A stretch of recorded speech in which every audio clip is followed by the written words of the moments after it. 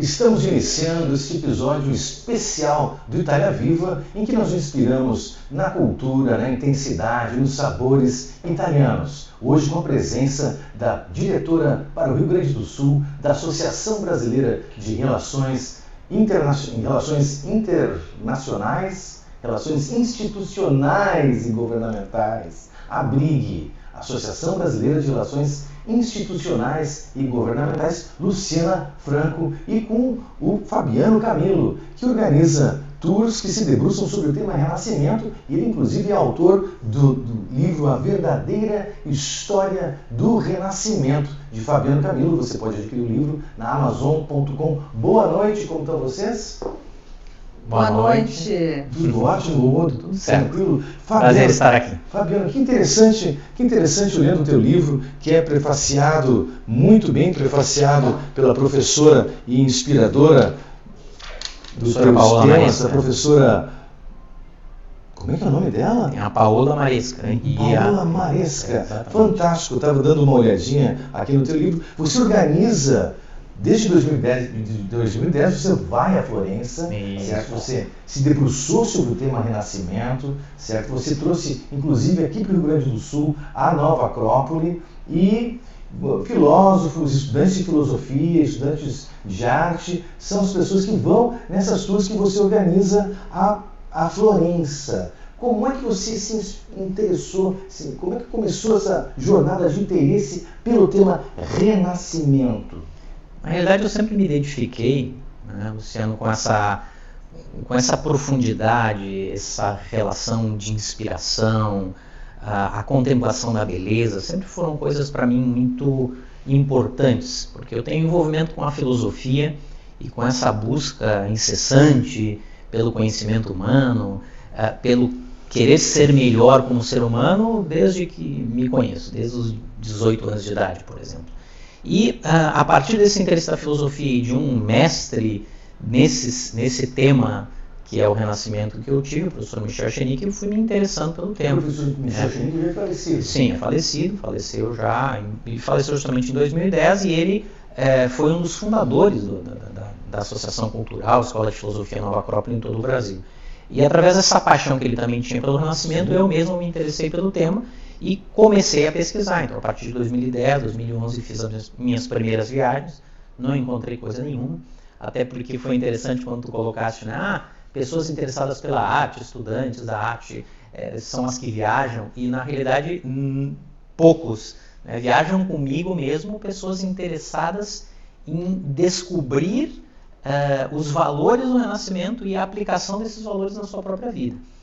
E é possível que esses valores que surgiram há tantos séculos atrás sejam utilizados por nós hoje? Sem dúvida. O Renascimento, como a gente comentava aqui antes em off, ele é um movimento, ele é o berço de muitas ideias, por exemplo, inovadoras. Então, as ideias de cooperação cooperativa, as ideias de equanimidade social, onde não existe mais a questão da nobreza e os ricos e os pobres, ou seja, se fala muito dentro da história que a classe média nasce em Florença, a valorização da arte, o resgate da ciência desde a Antiga Grécia e da filosofia desde a Antiga Grécia também se dão através dos fiorentinos. Então, tem muita coisa que hoje conhecemos, inclusive as obras de Platão, que são grandes inspiradoras do conhecimento humano hoje e nos norteiam o próprio ideal de república e democracia, apesar de que muitas vezes são falhas na sua execução, mas as ideias originais surgem com Platão, que foi resgatado nessa época. Os fiorentinos patrocinaram as traduções de todos os textos platônicos, que nós hoje temos acesso graças a esses... Se você pudesse me sintetizar 3 das principais lições do pensamento renascentista, quais seriam eles? Primeiro, é essa relação de que todo ser humano tem direito à sua liberdade. A liberdade de pensamento, a liberdade de opinião, a liberdade de trabalhar com o que queira, porque o fiorentino incentivava muito as vocações, trabalhava com sistemas das guildas, as guildas ou as guildas, que trabalhavam o quê? Trabalhavam cooperando todas as atividades profissionais e de trabalho e dando a liberdade para que ela se desenvolvesse. A liberdade de pensamento que vem com a religião, né? Ou seja, rompendo um pouco... extremamente debatido, e que a liberdade de expressão e a liberdade de pensamento. Inclusive, muitas das obras de arte da Renascença foram polêmicas, né? São polêmicas porque os modelos estão nus. O Davi... Para a gente ter uma ideia, depois de 1500 anos de história, se volta a representar nus, né? Seja em esculturas ou pinturas. Até então isso não existia. Né? Então, por quê? Porque não é pelo nu em si, não é pela sensualidade em si, é que retornam os símbolos. Sim. Porque o que começa a importar novamente na Renascença é de que o importante é o que está na essência do ser humano, não o que ele representa externamente. Falando em essência, Camilo, você é engenheiro, é filósofo, pratica artes marciais e é um amante da arte do Renascimento. Como é que essas coisas se integram na sua vida? E algumas outras coisas mais. Ainda mais? Mas é que o renascentista, para ser a terceira ideia algo que a gente conhece como o polímata. Né?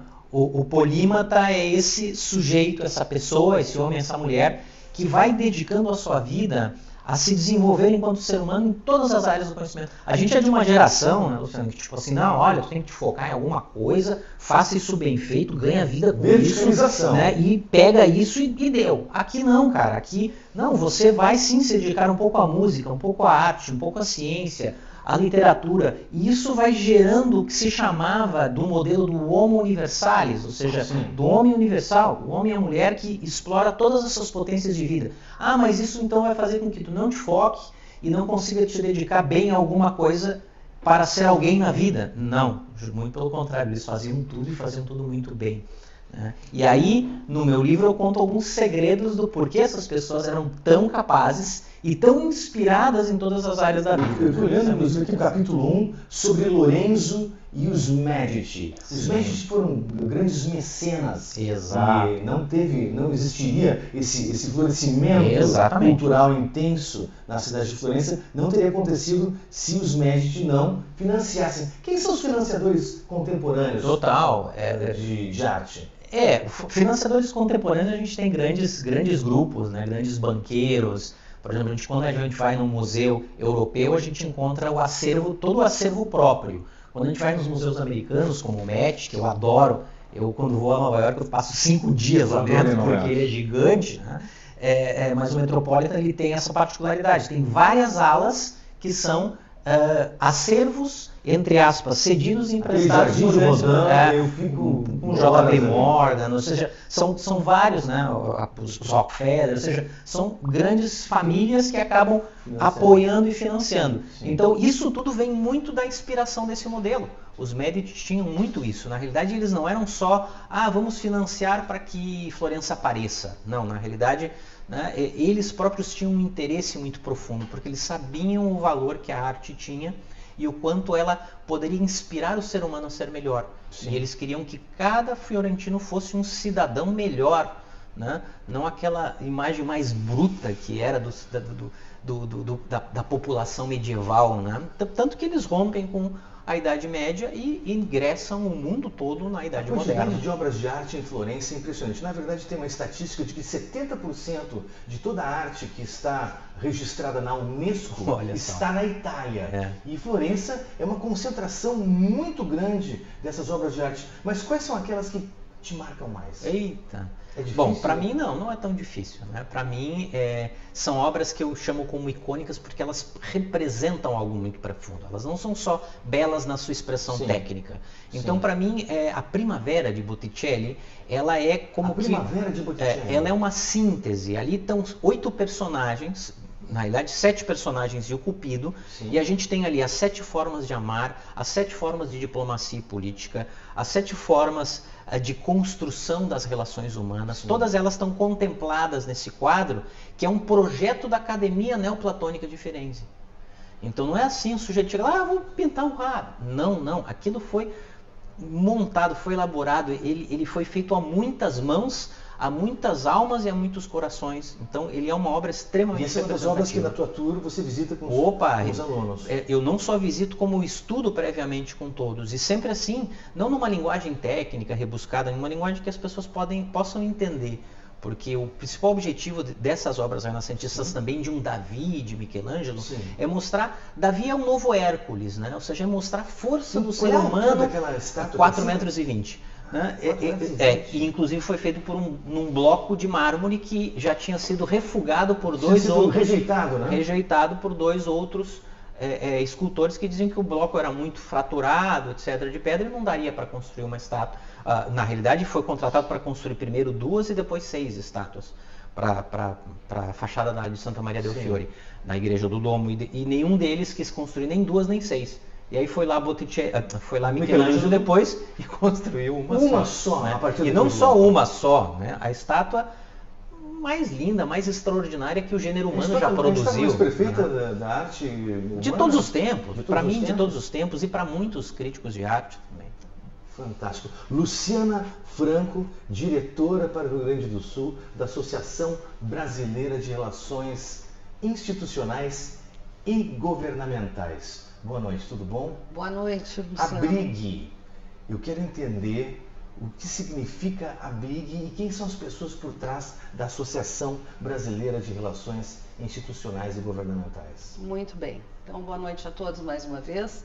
A ABRIG foi criada em 2007, juntamente com o encaminhamento do primeiro projeto de lei para a regulamentação de nossa atividade. Essa atividade é o lobby? Esta atividade é o lobby e essas pessoas que se uniram eram pessoas que já atuavam dentro da área de relações governamentais, RelGov, ou relações institucionais. Então, nós nos unimos e juntos tentamos a representatividade dessa atividade. O projeto de lei, o primeiro foi encaminhado em 2007 e somente em 2022 ele foi aprovado. Hoje a ABRIG, apesar de Ou seja, existe um projeto aprovado que regulamenta a atividade que nós chamávamos de lobby. Exatamente. Por que nós nos intitulamos Relações Institucionais e Governamentais? Exatamente porque o lobby ele tem um estigma muito pesado no Brasil. Ele geralmente está associado a atividades não lícitas, como carregar malas, oferecer refeições. E nós somos extremamente contrários a isso, né? A ABRIG ela tem 3 pilares, que é o diálogo, a ética e a transparência. Diálogo, ética e transparência. Exatamente. Existe isso? Existe o diálogo, a ética e a transparência na atividade de RIG hoje em dia? Sem dúvida alguma existe. Nós não podemos estigmatizar o lobby, isso é errado.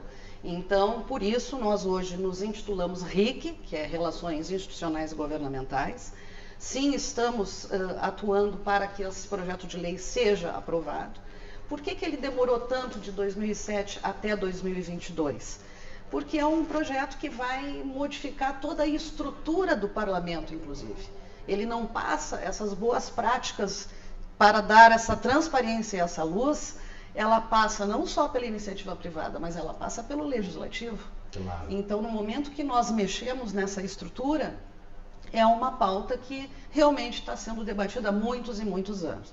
Hoje ela está na CCJ, está para aprovação.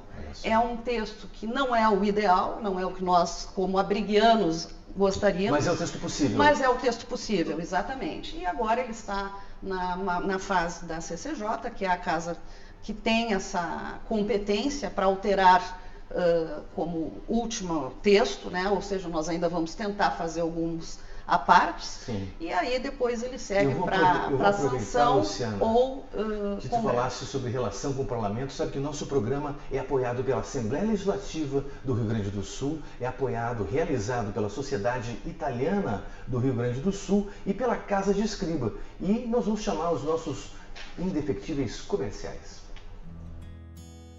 Cada gota de água vale muito e precisa ser reservada. Por isso, a Assembleia Legislativa vai debater o uso racional dos nossos recursos hídricos. Ao incentivar a reservação da água, a irrigação é otimizada, beneficiando a agricultura, a pecuária a piscicultura e a sua vida. Assembleia Legislativa. Cada gota conta.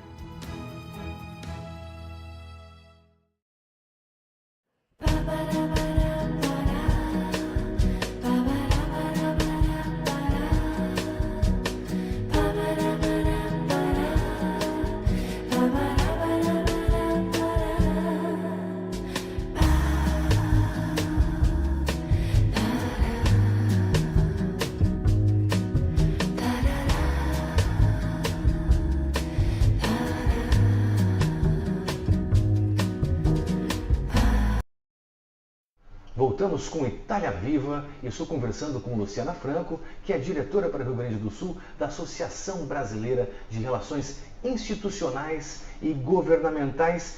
Luciana, por que fazer RIG? Por que fazer relações institucionais e governamentais? Bom, é muito importante a tua pergunta. As relações institucionais e governamentais, ela não é uma profissão, ela é uma atividade. Qualquer um de nós pode fazer RIG. Desde uma pessoa que está insatisfeita com uma praça no seu bairro e se une com vizinhos, por exemplo, para representar alguma coisa junto ao seu vereador, pedir arrumar o balanço, colocar mais segurança, a luz queimou, isso é fazer lobby. Qualquer um de nós pode fazer lobby, tá? Claro que existem pessoas dentro de organogramas preparadas para representar interesses, né, organizados junto a esse poder público.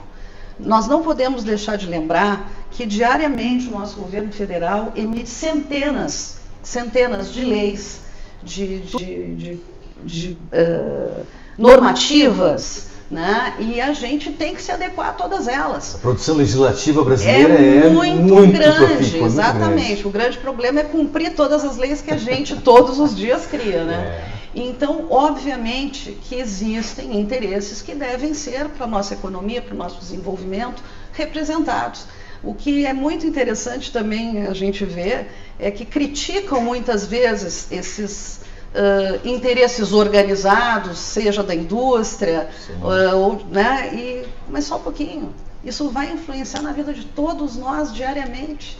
Então, por que não ter esse diálogo saudável, claro, aberto, democrático? Mais uma vez eu repito, o lobby só existe onde há democracia. Luciana, o Itália Viva, o nome já é extremamente claro, é um programa que faz um diálogo com a cultura italiana, com a inspiração italiana, com a intensidade das coisas da Itália. E é possível, qual é a importância das políticas públicas entre países?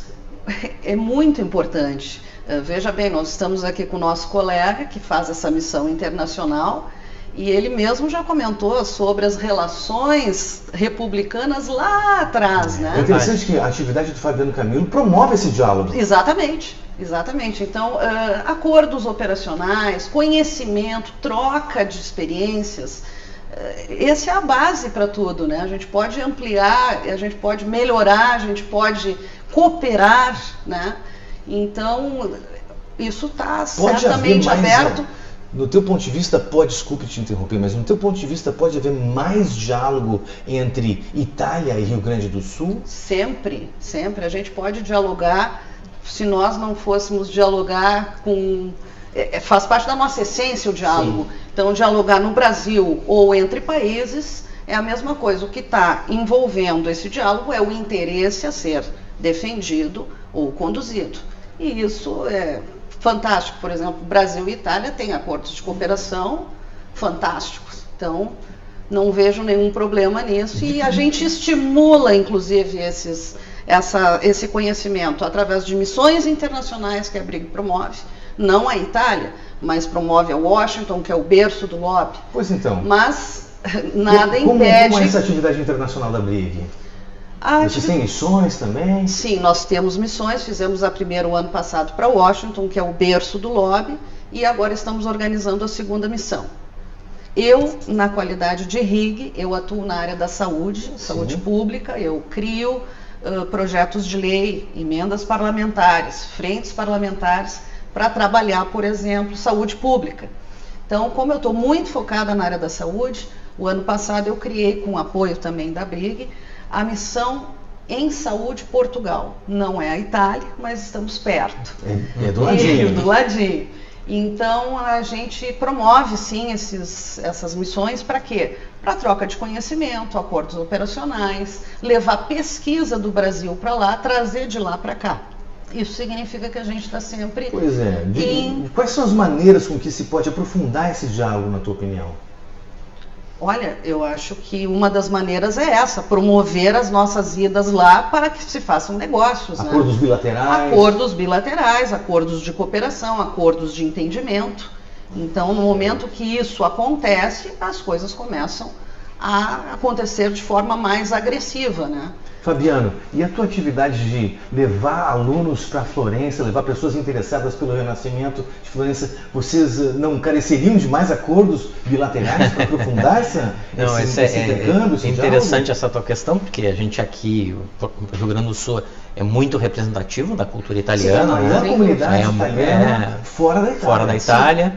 E já existe uma integração muito grande, e eu também tenho trabalhado ultimamente com as relações junto ao consulado e junto a também chancelarias em Firenze, para a gente poder gerar uma espécie de parcerias também, para poder ter uma homologação dessa viagem como algo que interessa também essa relação brasileira. Você tem encontrado apoio institucional, por exemplo, do Parlamento do Rio Grande do Sul? No Parlamento ainda não cheguei lá, porque, é difícil. porque talvez seja mais complicado e são outros os interesses, né, não os culturais.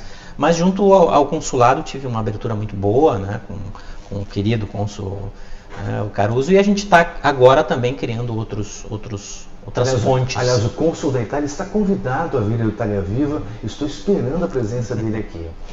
Isso aí. Perfeito. Pois então, vamos então aos nossos comerciais e daqui um pouquinho a gente continua a nossa conversa no Itália Viva.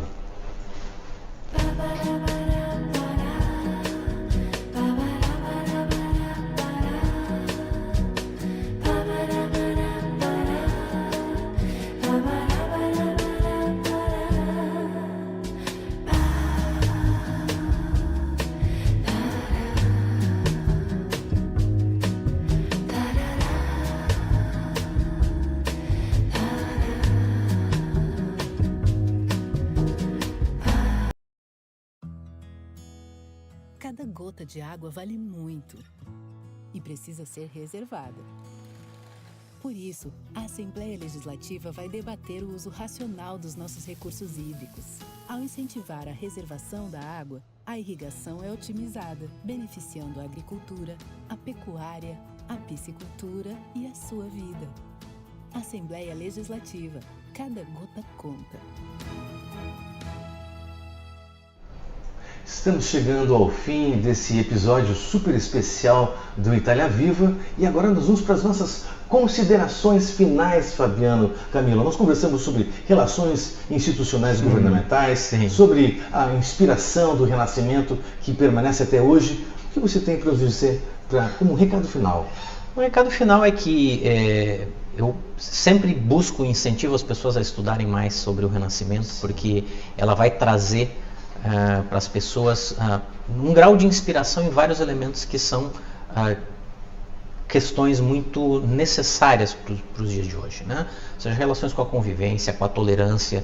Falava aqui antes, né, com a nossa parceira aqui, em relação à diplomacia também, que é um tema muito poderoso e que falta muito às pessoas. Ou seja, sem dúvida, se fôssemos mais renascentistas, esse processo de polarização, por exemplo, que vive o nosso país, sem dúvida também é o berço da diplomacia, né? Não seria tão intenso como é hoje, tão prejudicial ao país, na realidade, porque polarização e choque só desagregam, né? Não geram unificação de interesses e tal. Então isso divide forças. Então o Renascimento ele é uma lição de amor, de inspiração e de sabedoria. Então eu convido as pessoas a conhecerem mais a imersão, os trabalhos, né?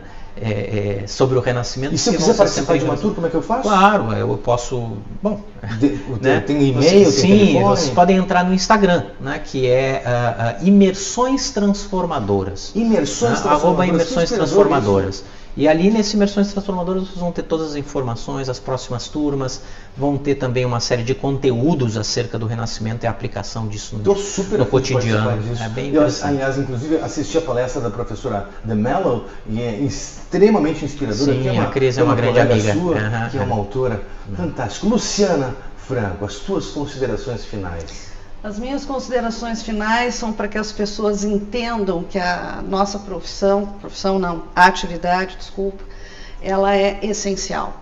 Ela representa o desejo das pessoas para que a gente consiga levar o poder público a essas outras pessoas que definem as nossas vidas, as suas necessidades.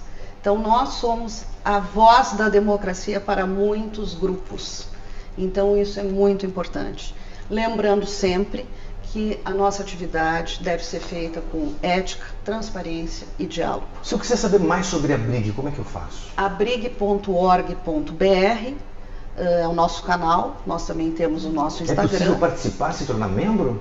Para se tornar membro, você tem que preencher uma fichinha que vai para o nosso comitê de ética. Sim. E você realmente tem que estar relacionado a esses temas, né?